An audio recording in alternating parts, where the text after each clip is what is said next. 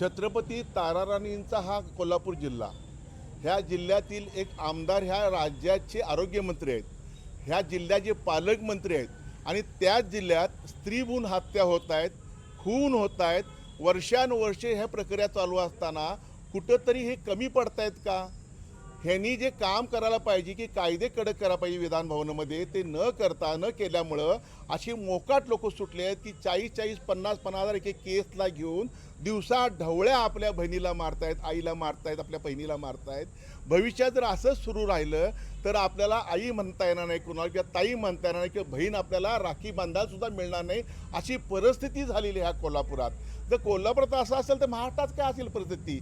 त्यामुळं अशा लोकांना तात्पुरती कारवाई न करता त्यांना मोका लावणं गरजेचं आहे. संघटित गुन्हेगारीच्या नावाखाली त्यांच्यावर गुन्हे दाखल झाले पाहिजे, तरच असे विषय थांबतील.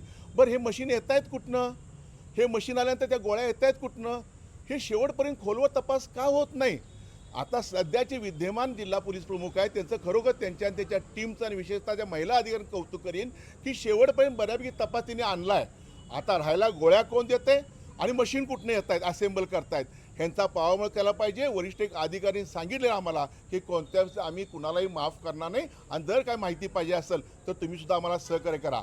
भविष्यामध्ये आम्हाला माहिती आहे कायदा हातात घ्यायची आम्हाला सवय नाही आहे, परंतु जर का अशा आम्हाला परत जर गुन्हे घडले इथं आणि आमच्या बहिणीला, आमच्या मातेची हत्या जर झाली तर शिवसेना, उद्धव बाळासाहेब ठाकरे पक्षाचे सर्व कार्यकर्ते कायदा हातात घेतील आणि त्यांना फोडतील आणि ते दवाखाने फोडतील. ह्या परिस्थितीमुळे आता ही मानसिकता आमची तयार झालेली आहे. कोणत्या परिस्थितीत स्त्रीभ्रूण हत्या थांबली पाहिजे. प्रकाश आंबेडकर साहेबांना विनंती करीन, साहेब कायदे कडक करा, आणि कोणत्या परिस्थितीमध्ये तुम्ही ज्या पद्धतीने कायदे कडक करणं गरजेचं आहे, तुम्ही आम्हाला आश्वासन दिलं होतं, कुठंतरी विसर पडला असेल, भविष्यामध्ये पुन्हा घडणार नाही याबाबतीत तुमचं आरोग्य खात्याचं अपयश आहे आणि तुमचंसुद्धा एक आरोग्यमंत्री आणि या जिल्ह्याचे पालकमंत्री म्हणून तुमचंसुद्धा अपयश आहे ह्या प्रकरणामध्ये, असं स्पष्ट आमचं मत आहे. मी किसका नाम आहे. आम्ही 2 दिवसापूर्वी आम्ही काय वरिष्ठांनी देवणीदादाने आम्ही चर्चा केलेली आहे. आम्ही ती लाल डायरी काढली, पुरावे दिले, आणि त्या पुरावे दिल्यानंतर विधान भवनमध्ये आमच्या भास्कर जाधव साहेबांनी प्रश्नाला उत्तर आमच्या आंबेडकर साहेबांनी दिलं होतं, कोणत्याही परिस्थितीत ह्याविषयी कारवाई होणार. पण किती महिने झाले आम्ही पुरावे दिले तुम्हाला, कशा पद्धतीने इथं बिलामध्ये घोळ चालतोय, बिलं मंजूर करणारे पैसे उकळत आहेत.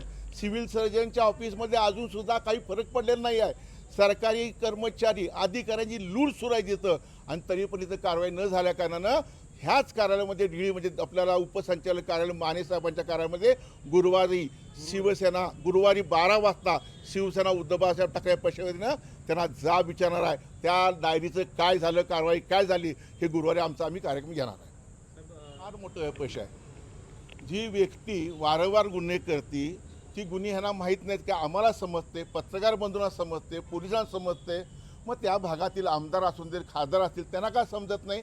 म्हणून मगाशी सांगितलं की पालकमंत्र्यांचं, आरोग्यमंत्र्यांचं अपयश आहे. ह्यात ते अपयश धुवून काढायचं असेल तर कायदे कडक करा आणि भविष्यामध्ये एकासुद्धा स्त्रीभ्रूण हत्या होणार नाही ह्याची काळजी घ्या, अशी त्यांना विनंती करा.